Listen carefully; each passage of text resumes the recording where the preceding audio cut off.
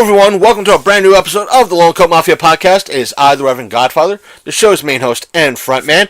And before we start this week's episode, I just want to let you know I do realize I told all of you out there that there was going to be a kind of a supplementary video posted up on our YouTube channel, and that it's not up there. I apologize, just that what I plan on putting out, there is a lot of kind of conflicting information coming in, and I want to make sure I have enough information together and make sure what matches up, what doesn't, before I put out the video. That way I can give all sides of the story at the matters at hand.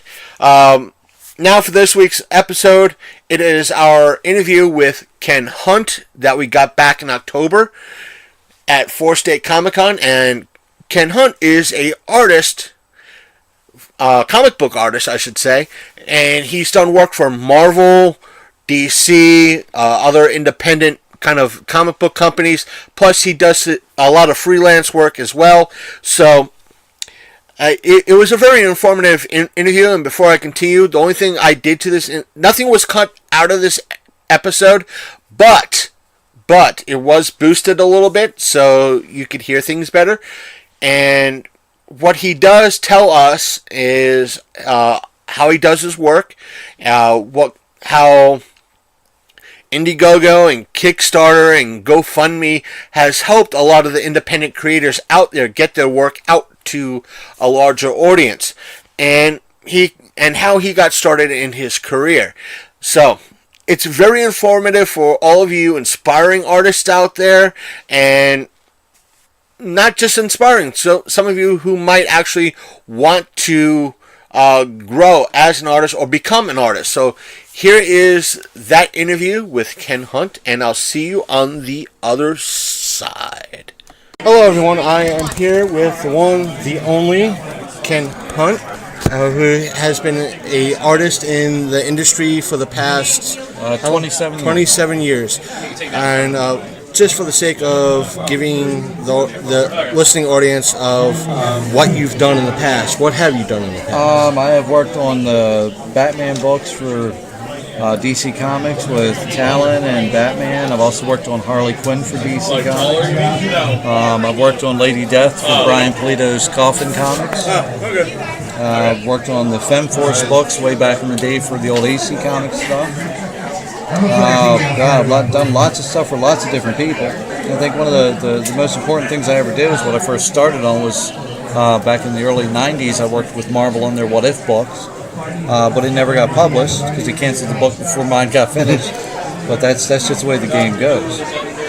How'd you get started in this type of work, in artistry? I used to run home every day after school wanting to watch speed racing because I love drawing the Mach 5. I love the cartoon, I love the characters, but I loved the car. And I always had to draw that car. So I would run home every day after school in time to watch the show at 3 o'clock. And after it was over, I had to keep the fun going by drawing the car.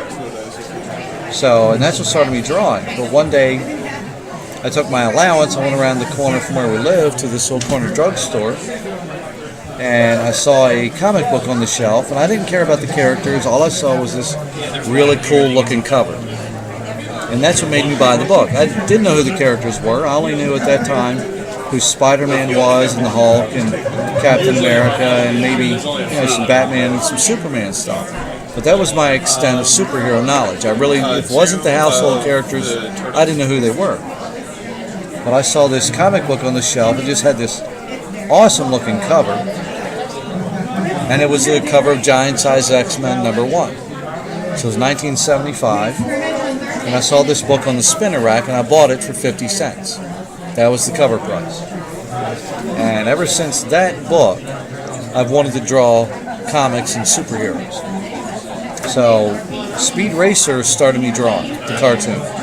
But it was Giant Size X-Men #1 that made me decide I wanted to do more and actually draw comic books. Has your style changed over the years? Oh, constantly changes. One of the most important aspects of my change is I've developed a nerve damage in my hands from other jobs and other career choices I've made, and it's affected how I draw, and I can't hold a pencil or a pen or a brush tight anymore. So almost everything I do has a sketchy feel to it. And I've always been influenced by Bernie Wrightson's kind of sketchy lines and the type of line detailing he does. So I've kind of incorporated a little bit of that into me. So I can actually do a lot of the multi-line gradient styles. And yeah, I've actually gotten to where I've starting to emulate a little bit of Bernie Wrightson's style because my hand doesn't have to hold anything tight to do it. So, and I'm learning how basically to make sketching work is what I'm doing. So, I guess you could say Mark Silvestri. I want to say Mark Silvestri was a strong influence, but he really wasn't, other than the fact that, Mark was just a phenomenal artist in his own right. But a lot of my stuff is inaccurately describing it as looking like Mark's stuff, which is unintentional because we're similar style with the inking process. And as much as I would love to sit there and give Mark the credit for it, it's just a natural choice that's the only way I can handle a pen anymore. But if it comes across looking similar to his, then I'll take the compliment because I love Mark's work. It's phenomenal. What does for the artists that are starting out there? What should they look forward to as the basic equipment? As far as like drawing utensils or pens or pencils, things like that, or just what they need to know as far as the industry goes. How about a little bit of everything? Drawing, the medium you draw in is your own personal preference. I mean, there's no right or wrong pencil to use. It all depends on what's comfortable in your hand, what gets the final product to what you want. So there is no real proper way to get from point A to point B in comics. As long as the editor and the publisher is happy, they don't care how you do it, as long as it's right. But the main thing I think that any aspiring artist should learn to know and really know is the business. Is get to understand how the business itself works. As a freelance artist, you have to understand that you technically work for yourself. You are your own business. So you have to be able to pay your own health insurance, understand that you're not getting paid vacation times, you don't get days off unless you've got enough deadline done and you're ahead of deadline to have a day off. And so basically put, if you're under a deadline crunch, you don't take time off.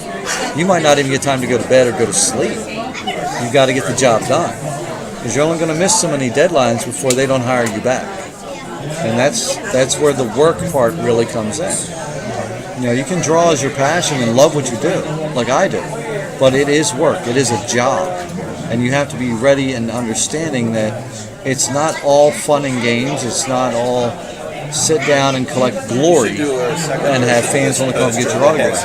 You have to work a lot. You have to lose a lot of sleep. You're going to sacrifice a lot of personal time. And you're going to sacrifice a lot of family time because you're going to have to sit there with your nose buried in a drawing table for 10 to 20 hours a day. And that's just the way the game is played. How has the industry changed since you've been in it so long? How have you seen the industry change, and how has it kind of changed? You don't have to go into detail if you don't want to or anything like that. Well, the industry is constantly changing from one decade to the next, and that's just the nature of any industry, like movies, television, comics. They all change and adapt to the times. Comics written in the 50s and 60s wouldn't sell good today because the stories were told different. The art styles were so different. As far as the industry itself changing, the only real thing that's changed from what I've seen is how the business is handled on the retailer end of things.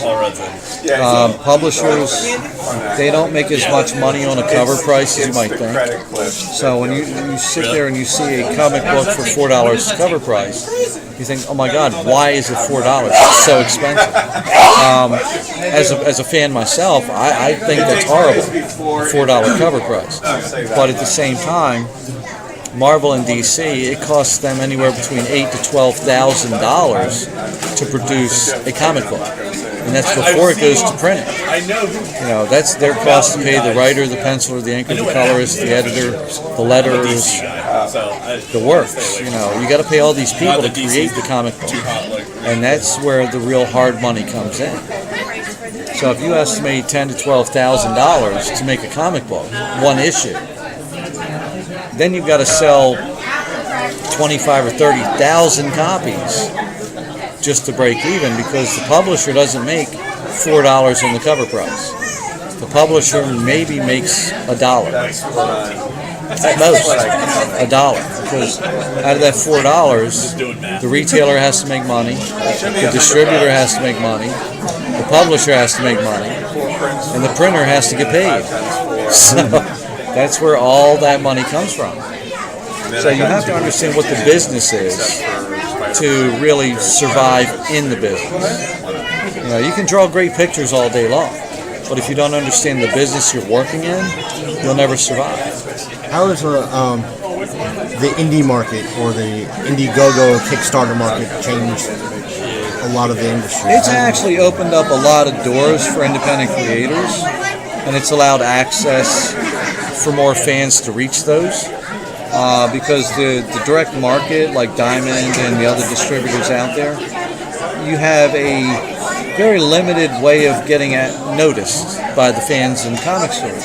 Because retailers, they're going to want to stock their shelves on what they know is going to sell from their shelves. So if I created a book and it doesn't have a popular character, or I'm not a big enough name to carry the book, they're not going to want to put it on the shelf. They're not going to take the chance to want to pay the distributor money to put that book on the shelf. So the Indiegogos, the Kickstarters, that's just another avenue, and a good avenue, for fans to jump on board to a book they've never heard of without having to worry about pressuring their distributor or their retailer to put it on the shelf. It's, like I said, it's a business, and you have to be ready to know the business to survive it. Well, the reason why I ask is because, as you know, there has been a lot of drama, and you don't have to go, again, for disclaimer, you don't have to go into it, but there's been a lot of seemingly pushback by a lot of the bigger artists for the Indiegogo. Is it just personal drama, or is it? Do you think it's more business related? I really can't answer that, because everybody's got their own motives for doing things. Now, there's some out there that do it just for the controversy, because it does create publicity. There's some out there that do it because they want to stand on their own feet. They don't want to rely on a publisher for the paycheck. And they want to be able to create their own product without anybody having to tell them how to do it. And the best way to do that is to self-publish and get on Kickstarter and Indiegogo, places like that. And I really don't have an opinion on it. I just see the facts about it. So their own personal motives are their own. A prime example of a great Kickstarter brain is Brian Polito. I mean, the man is brilliant. And what he's done with Lady Death, and all the successful Kickstarters he's had, and he still puts Lady Death through Diamond. She goes through on the shelf every month. But at the same time, he's giving his fans a direct line to him with the Kickstarters. Because you get tons of awesome product through him on the Kickstarters you can't get through Diamond or in stores. And that creates a beautiful direct line from him to his fans. And the way he interacts with his fans is the way every publisher should. Because he's personal with them. You know, he loves his fans, and he knows without them, there is no business at all. So if anybody, I think, should be molded as an icon in the industry and how things should be done, as far as Kickstarters goes, is Brian Polito. Because the man's brilliant, and he knows how to treat his fans.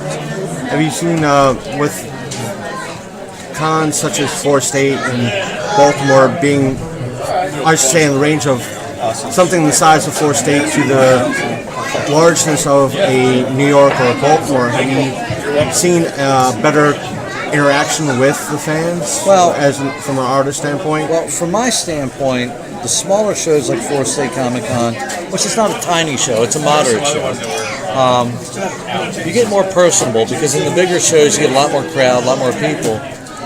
And sometimes you have to rush people away from your table because you got more just flowing in. So with the smaller, more moderate shows like 4th State Comic Con, I like those a lot more sometimes because I get to spend more time talking to the fans. I get to know them a little more, and they get to know me a little better. They get to spend more time with me. They get to spend more time talking to my wife, Joyce, who they love talking to her just as much as me. More so because I'm usually with my face buried in a drawing, which I'm actually doing while we're talking right now at this interview. I'm working on a drawing. But she'll sit there and deal with the fans and the kids, and they have a lot of good times talking to her. And you can't do that a lot with the big shows.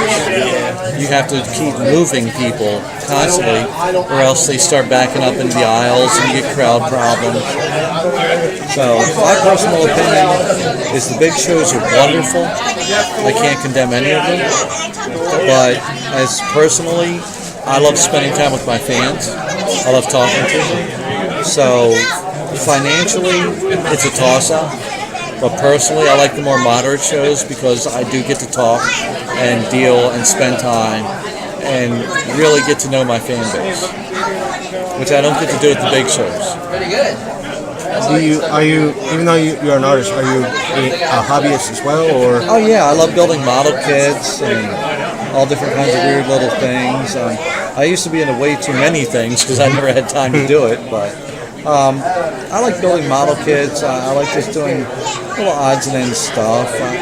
Sometimes I'll just want to sit there and build something, like go work on a deck or something, to get the physical activity going.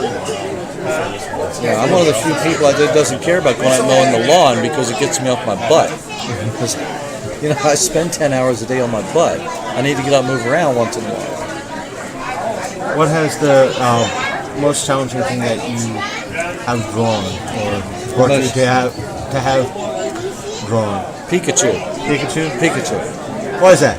Well, because he's such a simplistic character, and the simple characters like cartoon characters such as Pikachu and Tweety Bird and Mickey Mouse, those are an extreme challenge for me to draw because if you don't get the physical aspects just right, it doesn't look like the character.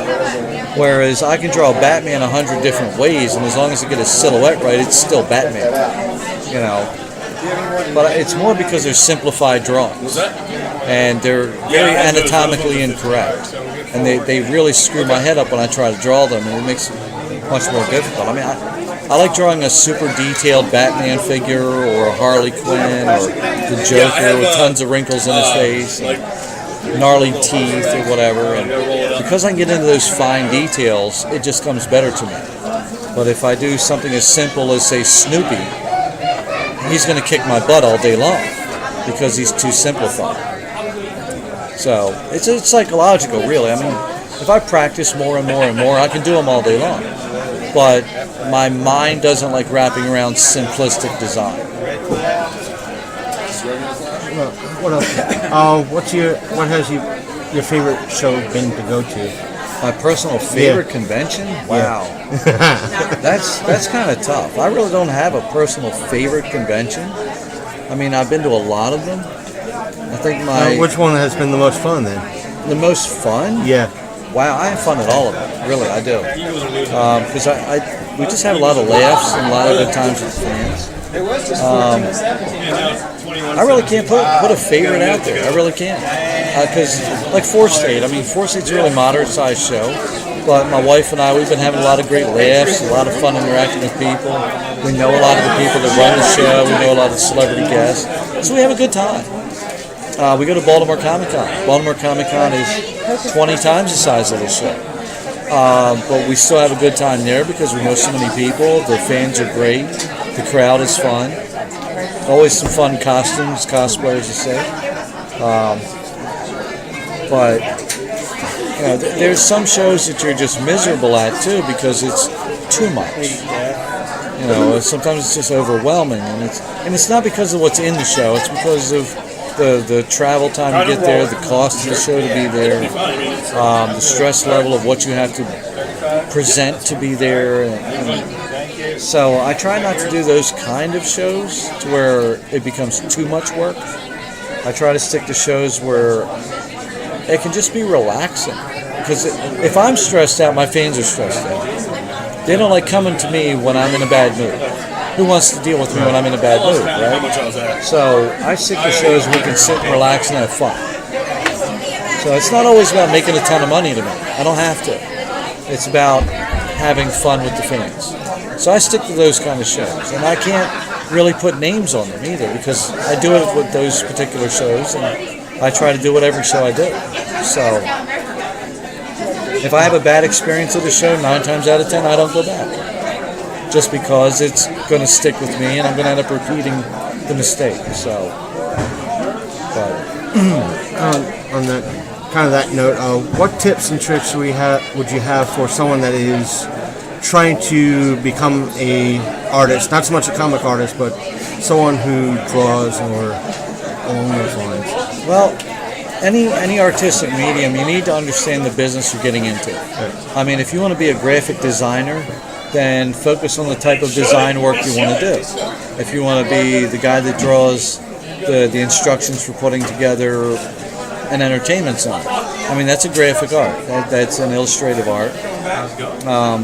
It's basically AutoCAD design, things like that. And there is a market for that. But some people think, well, I don't know what kind of art to get into. And the biggest thing a lot of people don't realize is that every single thing you look at in this world that man has created started off on somebody's drawing table. Whether it be the chair you're sitting in, or the ring on your finger, or the bib overalls you're wearing, or the suspenders you're wearing, or the belt you're wearing, it doesn't matter. Somebody drew it. I mean, fashion designers, they sit down with a pencil and paper, or colored pencils, and they draw the designs in their head onto a sheet of paper. Then they decide what materials they're going to make it out of, and then they send it to a sewing machine. So, again, fashion designers, everything starts out with a pencil. Everything starts out as a drawing. Every special effect you see in a movie, there's a concept artist behind it. So, there's no limit. You just have to figure out what industry you want to be in. Would you recommend to those who are doing it either for fun or anything like that, speaking to artists like yourself for tips and tricks in reference to a different style or creating something different? Well, yeah, that's the thing. If you have a particular art style you want to be proficient at, or you just want to refine, even if it's just for fun, there's a lot of artists like myself that are happy to give tips. I love giving tips. Because, I mean, I went to the school of hard knocks. I had no formal training. I'm self-taught. So I had to learn everything the hardest way possible. Because I had nobody looking over my shoulder going, you're pressing too hard on that pencil, or you're leaning too hard on the brush when you ink that line. You have to lighten it up here and darken it there.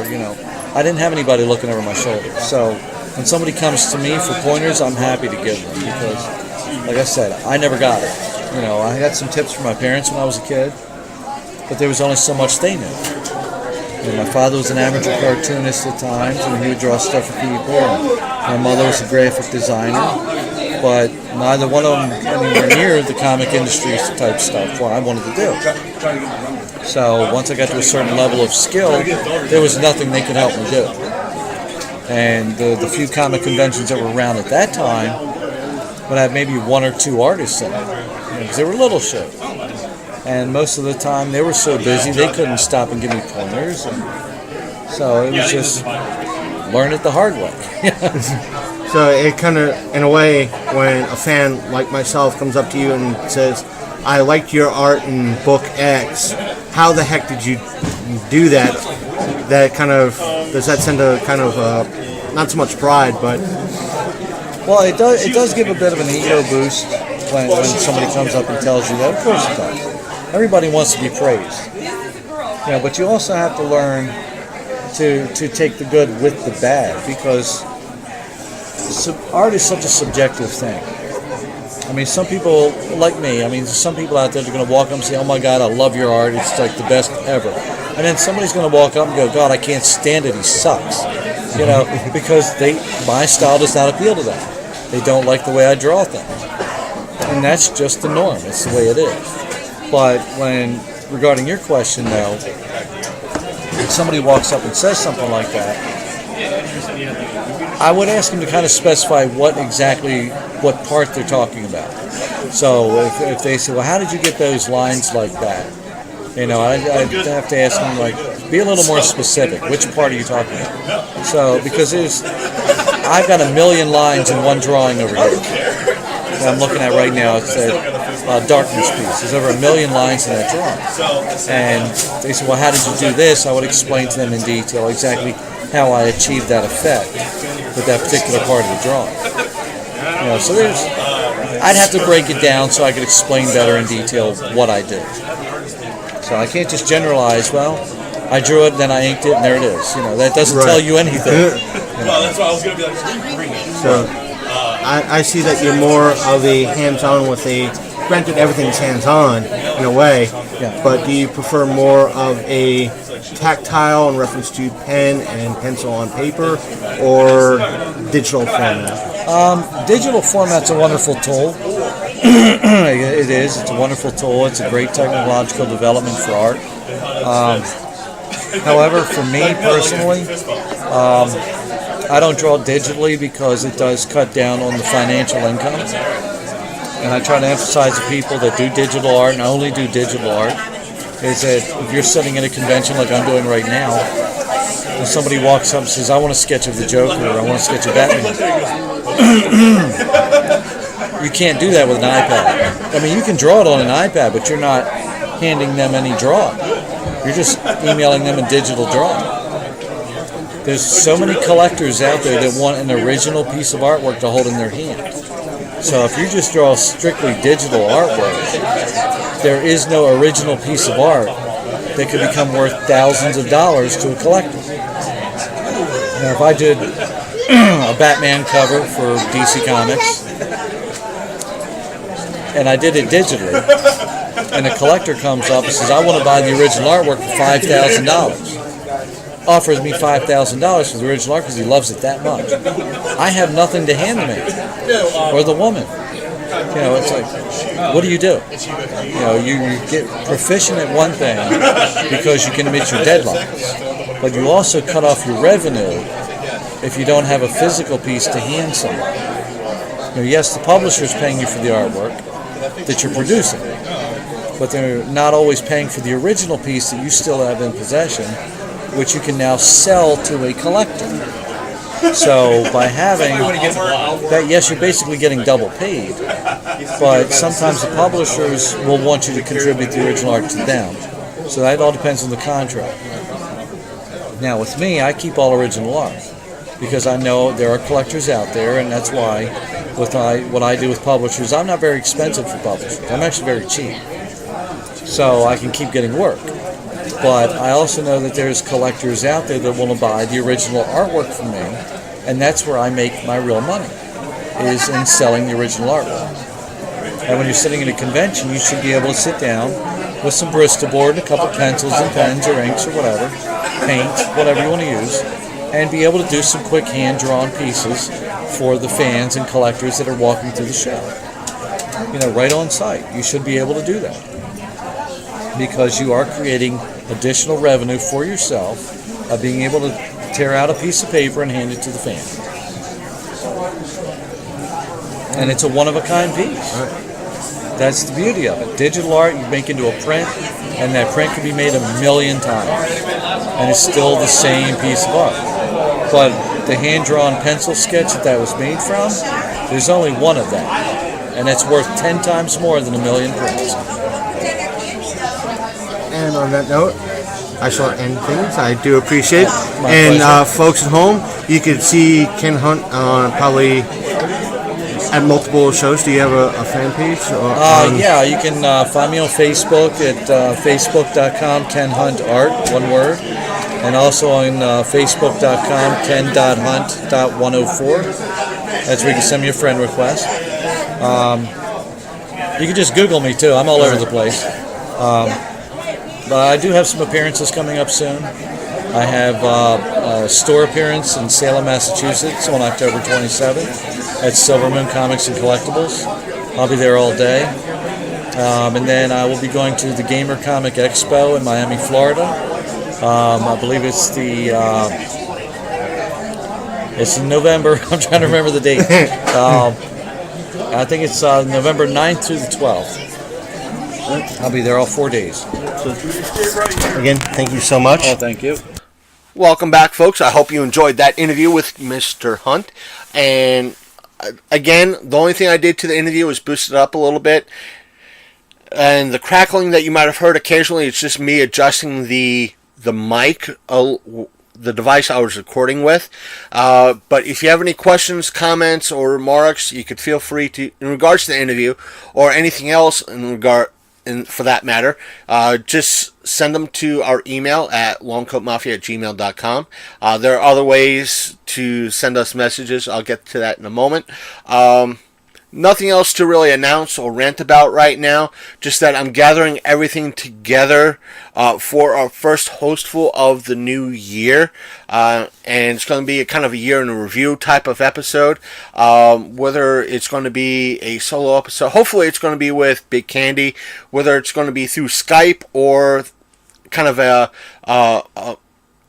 him being in studio at the Daily Grind Conference Center is going to be something that me and him will have to hammer out over the next couple of weeks and to see about everything. Now, it's also correlated with weather. I don't want him to travel too far on bad roads and through snow and that matter. So I want him to be safe and in one piece, so he's able to go back to his wife and his son. So because I like to put family first. So that's something to hammer out. Then I'm just working to make sure I have all the topics at hand in regards to that. As always, if you want to contact the show, again, our email is longcoatmafia@gmail.com. And plus, you can send us a message on Facebook, Twitter, DM us on Twitter and Instagram. Our Facebook page, as always, is Longcoat Mafia. I'm sorry.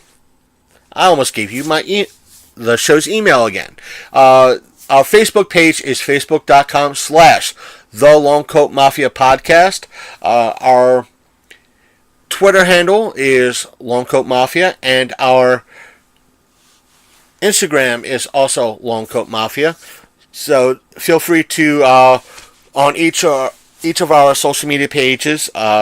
Links are in the show notes. To click that like button, click that follow button, and please do so. And as per our YouTube channel, I know you heard me mention it at the start of the podcast, at the top of the show. It is just search for Longcoat Mafia Podcast and it'll come up, and there's a whole mess of videos up there. I'll be putting more and more exclusive videos on YouTube, as stated. Hopefully I'll continue to that way it reminds me what to talk about, and maybe a later hostful, and it's kind of supplement things, again, to supplement for all of you additional content from now until the hostful. And I do realize we've been posting up a lot of interviews, a lot of panels. Still have a few more to go. So there's that. And let's see what else. If you listen to us, depending on how you wish to listen to us, if you want to listen to our show on your desktop computer, you could always do so by going to our website, which is thelongcoatmafia.podbean.com, and download our episodes through our website. And you can search all our episodes going straight back to the beginning.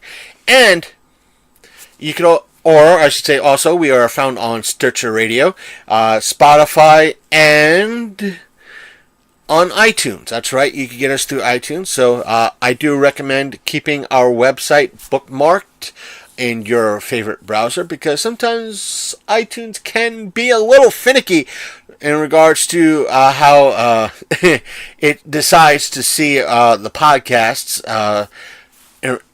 for that matter, because I've had issues like that. So if you listen to us on a mobile device, we are found on Apple Podcasts, Google Play Music, plus the Stitcher Radio app, the Spotify app, and plus the Podbean app. Even though you could still go to our website through your the browser on your mobile device, it may be better and easier for you to subscribe to us. It's for free on the Podbean app. Again, just in case Google Play and or Apple Podcasts decides to be extremely finicky for you. So, again, let's see. I covered YouTube. I covered Facebook. I do recommend you following us on both Facebook and on YouTube, because there are times I might put in, like now, or during times like this, I might put an exclusive video or an exclusive video series on YouTube, but not Facebook, and vice versa, because both platforms, in regards to videos, can be a little bit finicky about certain things. So, that's that. And stay tuned for next week's episode. It should be it's a combination. It's a little odd. It's another panel. It's a combination panel interview type of thing. I'll get into that next week. So take care, folks. I'm out, and thank you, all of you, for enjoying the most hated and least listened to podcast on the internet today. And I am out.